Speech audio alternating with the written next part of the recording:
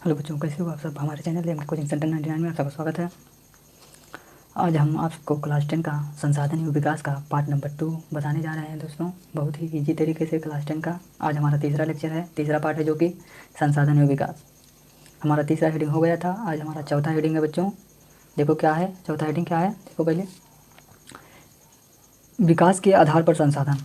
विकास के आधार पर कितने भागों में वर्गीकृत किया गया है? 4 भागों में वर्गीकृत किया गया है संसाधन को। ठीक, विकास के आधार पर।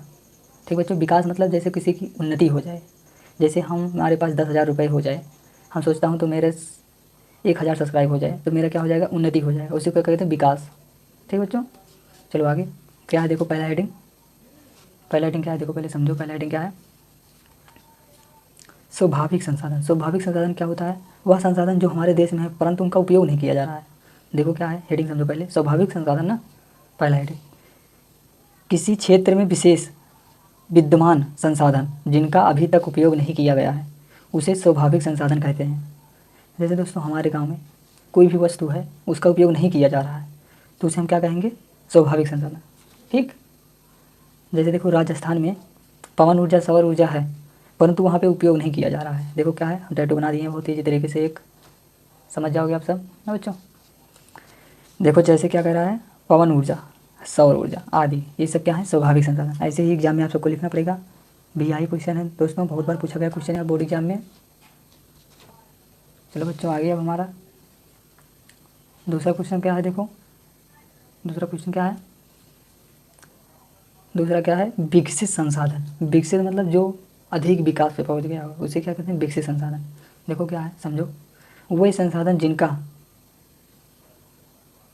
संरक्षण किया जा चुका है तथा उनके उपयोग की गुणवत्ता एवं मात्रा को अभी निर्धारण किया जा चुका है, उसे हम क्या कहते हैं, उसे विकसित संसाधन कहते हैं। जैसे कोयला को निर्धारित किया जा चुका है कि यह कब ख़त्म होगा, और कोयला लोहा ये सब क्या जल्दी ही ख़त्म होंगे, इसे क्या कहते हैं, स्वाभाविक संसाधन।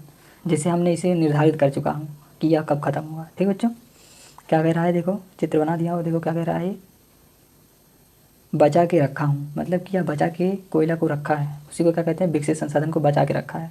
ठीक, चलो बच्चों अब हम अगले हेडिंग पे चलते हैं। हमारा दूसरा हेडिंग हो गया। तीसरा हेडिंग क्या है,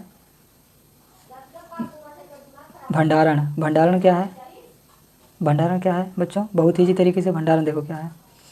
ऐसे संसाधन जो मनुष्य की आवश्यकताओं को पूर्ण करने की क्षमता रखते हैं परंतु उचित प्रौद्योगिकी के अभाव के कारण उनकी पहुंच से बाहर है, उसे क्या कहते हैं, भंडारण। देखो बच्चों, जैसे ये हमारा खेत है, ठीक, मान लो ऐसे खेत है मेरा, और यहाँ पर तेल मान लो है अंदर में, तो मैं खड़ा हूँ यहाँ पर देख रहा हूँ इसमें मेरा तेल है परंतु इसे हम कैसे निकालेंगे, ये क्या है, हमारे पहुँच से बाहर है, इसी को क्या कहते हैं, भंडारण। जो हमारे पहुँच से बाहर उसे क्या कहते हैं, भंडारण। देखो क्या है, जैसे